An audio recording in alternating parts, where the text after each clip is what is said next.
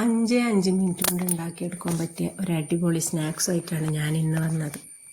നമ്മളെ മലബാറിൻ്റെ സ്വന്തം കായ്പോള. ഒന്നും വേണ്ടടോ, നമ്മളെ പുരയിലുള്ള സാധനങ്ങളൊക്കെ വെച്ചിട്ട് ഉണ്ടാക്കാൻ പറ്റും.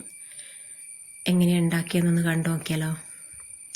ഞാനിതാ ഒരു പാൻ അടുപ്പത്ത് വെച്ച് അതിലേക്ക് അണ്ടിപ്പരിപ്പും മുന്തിരിയും ഇടേണ്ടതാ. പക്ഷേ എൻ്റെ അടുത്ത് അണ്ടിപ്പരിപ്പില്ലാത്തത് കൊണ്ട് ഞാൻ മുന്തിരി മാത്രം ഇട്ട് അത് നല്ലോണം പൊരിഞ്ഞ് വരുന്ന ആ ഒരു സമയം ഞാൻ 2 പഴം നേന്ത്രപ്പഴം എടുത്ത് വെച്ചിട്ടുണ്ടേനും അത് കട്ട് ചെയ്ത് അത് ഇതിലേക്ക് ഇട്ട് കൊടുക്കുന്നുണ്ട്. 2 നേന്ത്രപ്പഴവും 2 മുട്ടയും 1 സ്പൂണ് മൈദയും 3-4 സ്പൂണ് പഞ്ചസാരയും ഇതാ ഇതിനാവശ്യമുള്ളൂ. കുറച്ച് പാലും, അതായത് ഒരു മുക്കാൽ ഗ്ലാസ് പാലും ഇത്രയും വേണ്ടു.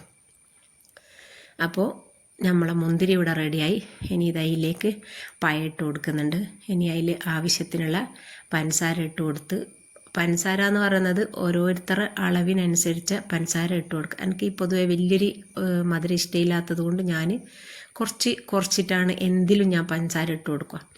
പിന്നെ ഫ്ലേവറിന് കുറച്ച് ഏലക്ക പൊടിച്ചിക്കില്ല, പൊടിക്കാത്തത് ഇട്ട് കൊടുത്ത്, അതിൻ്റെ വിത്ത് കായ ഉണ്ടാവുമല്ലോ അതിട്ട് കൊടുത്ത്, പിന്നെ ഈ പഞ്ചസാര ഇതിൽ നിന്നൊന്ന് മെൽട്ടായി വന്നിട്ട് നമുക്കിത് മാറ്റി വെക്കാം.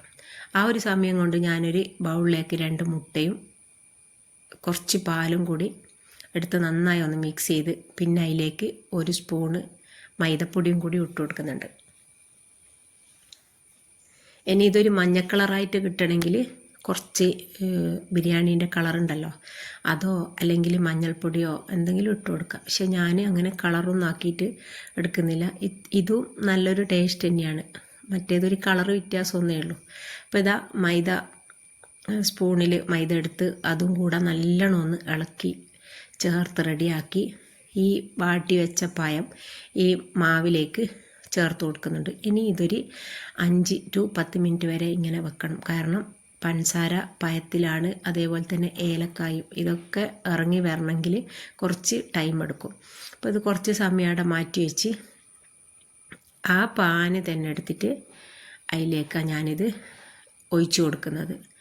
അത് കൈകില്ല, കാരണം ആ ഒരു എണ്ണയെ തന്നെ അങ്ങ് ഒഴിച്ചു കൊടുക്കാമെന്ന് വിചാരിച്ചിട്ട് അങ്ങനെ ഞാൻ ആ പാന് വെച്ച് അതിലേക്ക് ഈ മാവ് ഒഴിച്ചു കൊടുക്കുന്നുണ്ട്. ഇനി ഒരു 15-17 മിനിറ്റ് അത്ര ആകുമ്പോഴത്തേക്കിന് ഇത് സാധനം സെറ്റായിരിക്കും.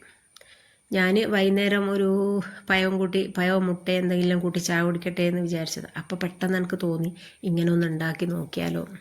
ഞാൻ അങ്ങനെ പൊതുവേ ഈ സ്നാക്സ് ഒന്നും ഉണ്ടാക്കലില്ല. ഉണ്ടാക്കാത്തത് എനിക്ക് തിന്നാൻ ഇഷ്ടമില്ലാത്തത് കൊണ്ടല്ല, എണ്ണക്കടി കഴിയുന്നതും ഒഴിവാക്കുന്നത് കൊണ്ടാണ്.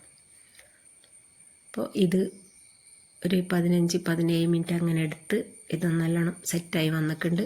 ഇനി നമുക്കിതൊന്ന് 4 സൈഡൊന്നും ഒന്ന് തട്ടിയിട്ട് കൊടുത്ത് ഇളക്കി എടുത്ത് വെക്കണം.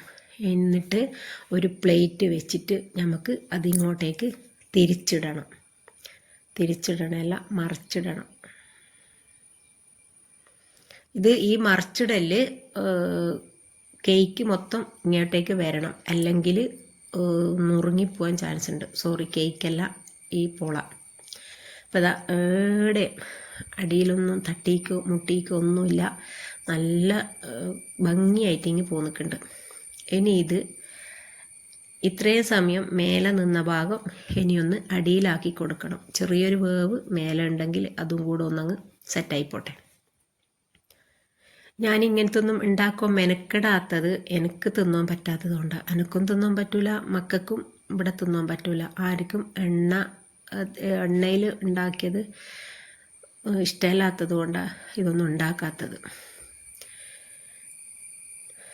നല്ല അടിപൊളി കായ്പോള ഇവിടെ റെഡി ആയിട്ടുണ്ട്. ഇത് ഒരു 3-4 ആൾക്ക് വൈകുന്നേരത്തെ ചായക്ക് കൂട്ടാനല്ലോ എന്തായാലും ഉണ്ടാവും. പക്ഷെ എനിക്ക് ഉച്ചക്ക് ചോറ് തിന്നത് കൊണ്ട് ഞാനൊരു പഴം ഒരു മുട്ടയെല്ലാം തിന്നും വൈകുന്നേരം.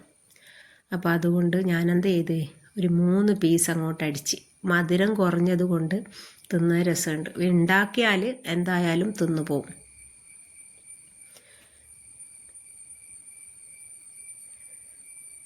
അപ്പോൾ ഇതേപോലെ എല്ലാവരും ഒന്ന് ഉണ്ടാക്കി വെക്കുക. ഇത് വീഡിയോ കണ്ട് ഇഷ്ടമാവുകയാണെങ്കിൽ ഒന്ന് ലൈക്ക് ചെയ്യുക, ഷെയർ ചെയ്യുക, സബ്സ്ക്രൈബ് ചെയ്ത് സപ്പോർട്ട് ചെയ്യുക. ഇൻഷാ അല്ലാ നല്ല നല്ല വീഡിയോസായിട്ട് ഞാൻ വീണ്ടും വരും. അതുവരെ എല്ലാവർക്കും ടാറ്റ ബൈ.